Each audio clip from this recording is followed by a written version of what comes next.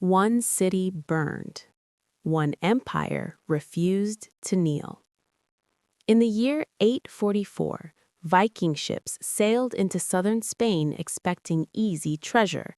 Instead, they found an enemy who fought back harder than anyone before. This is the story of the first great clash between the Vikings and the Islamic world, a battle that changed both forever.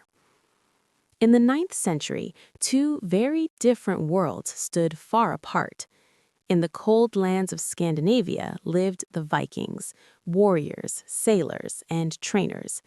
They traveled in long, narrow ships built for speed. They could sail across oceans or slide quietly up rivers. They had already attacked cities in what is now France and Germany. They raided Paris. They burned Hamburg. They forced kings to pay them silver just to leave. They were bold, they were confident, and they believed no city was safe. Far to the south, under warm sun and blue skies, stood Al-Andalus, Islamic Spain. It was ruled by the powerful Emirate of Córdoba, led by Emir Abd el-Rahman II.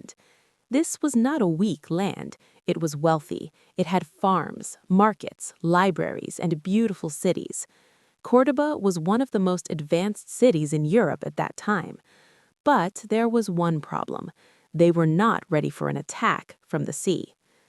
By the 830s, Viking raids in northern Europe were extremely successful. They gained gold, they gained fame, they gained fear. Then rumors reached them. Stories of southern lands filled with silver coins, silk and perfumes, rich farms, busy markets. To Viking warriors, this sounded like paradise. And so, in 844, a large Viking fleet, likely Danes and Norwegians, sailed south toward Spain.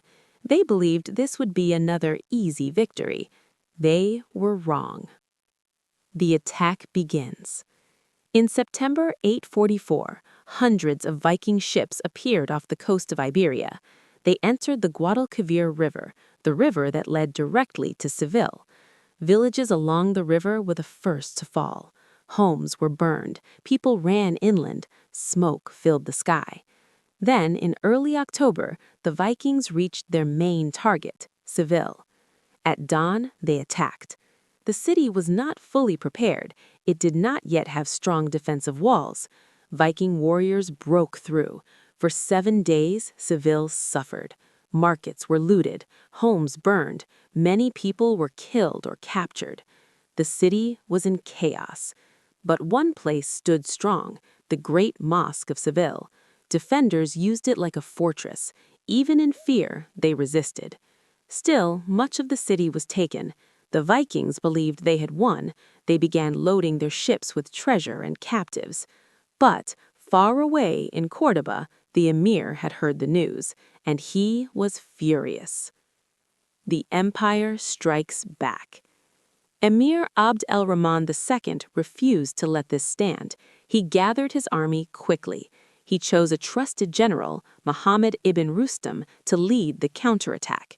Soldiers, cavalry, and archers marched south. This would not be another helpless city. This would be revenge. The final battle took place along the Guadalquivir River. The Vikings were confident. Their ships were full of loot. They thought they were leaving safely, but the Andalusian forces were waiting. Archers lined the riverbanks. When the Viking ships moved upstream, arrows rained down. Then came something terrifying: fire ships. Boats filled with burning material were sent drifting into the Viking fleet. Flames spread from ship to ship. The longships that once brought victory now became floating traps. Viking warriors tried to fight back, but they were trapped between fire and soldiers on land. Andalusian cavalry attacked any Viking who tried to escape onto shore.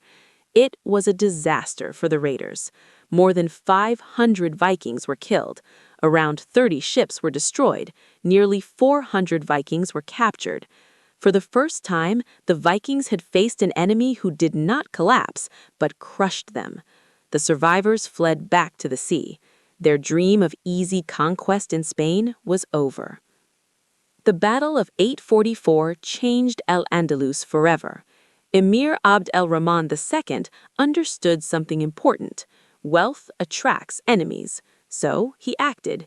He ordered the creation of a permanent navy, strong coastal defenses, watchtowers along the shore, reinforced city walls, larger military garrisons. Al-Andalus became a real sea power.